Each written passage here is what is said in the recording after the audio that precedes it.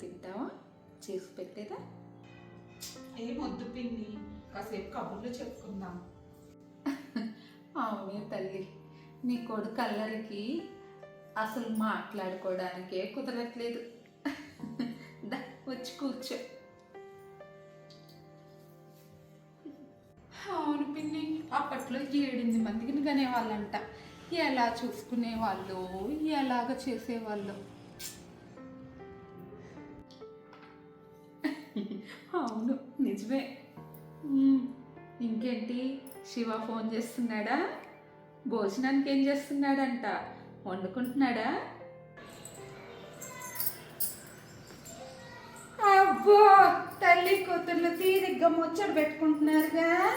ఏం మీ అబ్బాయి లేడా అమ్మాయి? వదిన గారు రండి రండి, కూర్చోండి. వచ్చిందండి వయ్యారి.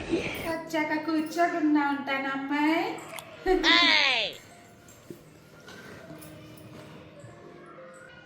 బాగున్నారు అత్తయ్య గారు? బాగున్నాను కాబట్టి అమ్మాయి ఇట్టగొచ్చింది. రామచంద్ర, ఈడు ఓరాక్షన్ భరించలేకపోతున్నాను రా. బాబు నిద్రపోతున్నాడండి. ఓ, మీ అబ్బాయి నిద్రపోతున్నాడా? అందుకేనా తల్లి కూతురు తీరిగ్గా ముచ్చట్లు పెట్టుకున్నారు. కాఫీ తీసుకొస్తాను. తీసుకురా. ఇంకేంటమ్మాయి విశేషాలు? మీ ఆయన లేదా?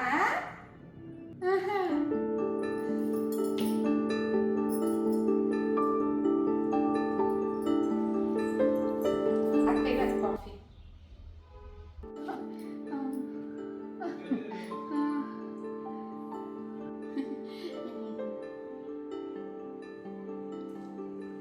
ఇన్స్టెంట్ కాఫీయా? నాకు ఇన్స్టెంట్ కాఫీ అలవాట్లేదమ్మా. ఫిల్టర్ కాఫీ అలవాటు. అబ్బో, ఈ పూటకి అడ్జస్ట్ అయిపోతాలే.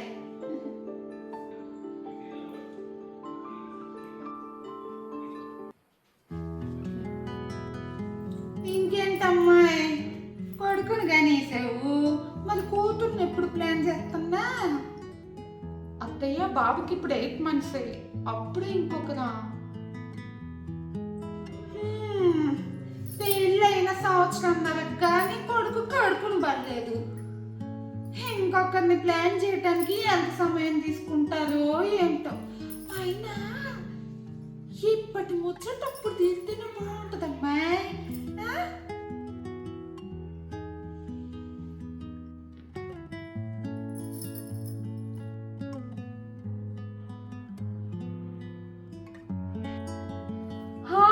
అవును చిన్ని, వదిన గారు చెప్పే దాంట్లో తప్పేముంది? ఆడు కరెక్టే చెప్తున్నారు. నాకు తెలుసు నువ్వేమనుకుంటున్నావో నాకు తెలుసు. అది కాదు పిన్ని, అప్పుడే నాకు అర్థమైంది. నీ కొడుకుని ఎవరు చూసుకుంటాననే కదా. ఆ మాత్రం తెలియదు అనుకున్నావు మా వదిన గారికి? తల్లి లేని పిల్లవి, 2 పిల్లల్ని ఎలా చూసుకుంటావు అని ఆ మాత్రం ఆలోచించదనుకున్నావా? అత్తయ్య గారికైనా ఎవరున్నారే? 3 పిల్లలు 3 దేశాల్లో ఉన్నారు. వచ్చి 6 సంవత్సరాలు అయింది. కనీసం నువ్వు నీ కొడుకునిస్తే కాలక్షేపం చేయొచ్చని ఆవిడ ఉద్దేశం. నువ్వు ఇంకొకరికి ప్లాన్ చేయి. శుభ్రంగా నీ కొడుకుని మీ అత్తయ్య చేతిలో పెడితే నిక్షేపంలా చూసుకుంటది. ఏమంటారు వదిన గారు? ఇదే అంటే నన్ను ఇరికించేలాగుంది. అది కాదమ్మా. పిచ్చి పిల్ల, దానికేం తెలుసు వదిన గారు? దాని భయం ఎలా? మొన్న ఈ మధ్య మీ అల్లుడు చేసిన మోసానికి, అదే మీ అల్లుడు మా అల్లుడు కలిసి చేసిన వ్యాపారంలో నష్టం వచ్చింది కదా. పిల్లల్ని పెంచడం ఎలా అని భయపడుతుంది. నువ్వేం భయపడకమ్మా. మీ అత్తయ్య గారికి నువ్వంటే వాళ్ళ మారిన ప్రేమ. అట్లా ఏమీ తెలియకుండానే ఇంకొకరిని కనుమని చెప్తుందా ఏంటి? నీ కొడుకు పుట్టినరోజు దగ్గర నుండి అక్షరాభ్యాసం, స్కూల్ ఫీజులు, బట్టలు, పుస్తకాలు అన్నీ తనే చూసుకుంటుంది. ఒకవేళ నువ్వు కన్సీవ్ అయ్యావనుకో, డెలివరీ ఖర్చులు, పాఠశాలలు, అన్నప్రాసనలు, అక్షరాభ్యాసాలు, పుస్తకాలు, స్కూల్ ఫీజులు, బట్టలు ఇవన్నీ తనే చూసుకుంటుందమ్మా. దోలు తీరిపోయింది.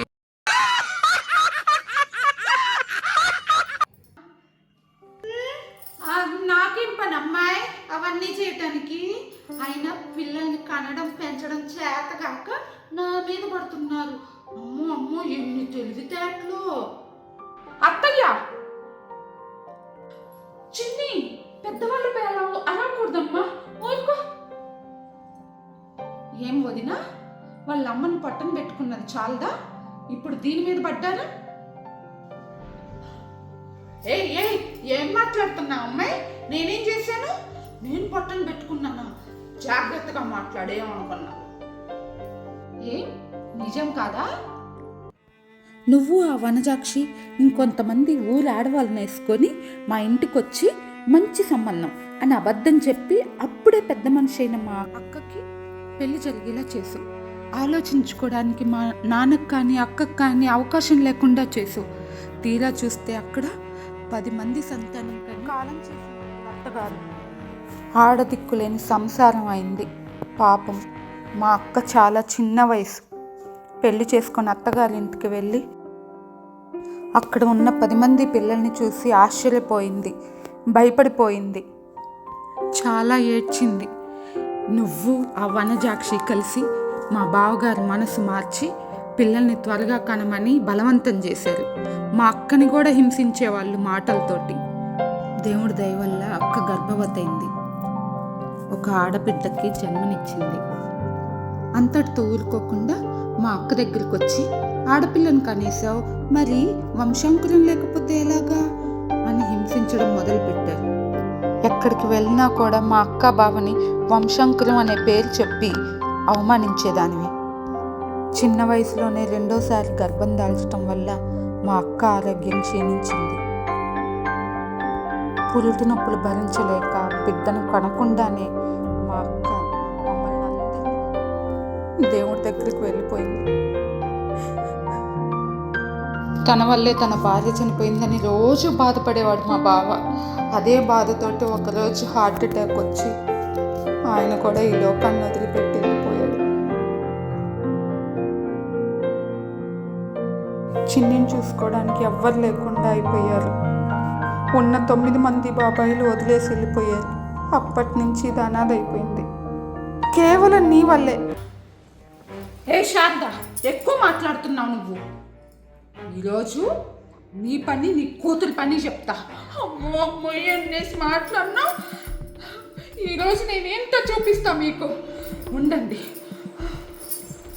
గారు, ఇంకోసారి నా కూతురు జోడు వచ్చారనుకో, మీరు చేసిన పని, మీ అల్లుడు గారు చేసిన పని బయటికి తీసి పోలీస్ స్టేషన్లో కంప్లైంట్ ఇస్తాను. ఏమనుకున్నారు?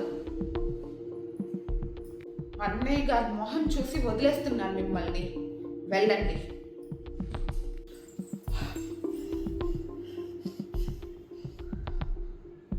అలాగే. పిల్లల్ని చూసుకోవు, పిల్లలకయ్యే ఖర్చు చూసుకోవు, పిలిచి ఒక పూట భోజనం పెట్టవు. మరి మీకెందుకు? మేము పిల్లల్ని కంటే మీకెందుకు, కనకపోతే మీకెందుకు? అంతేగా అంతేగా.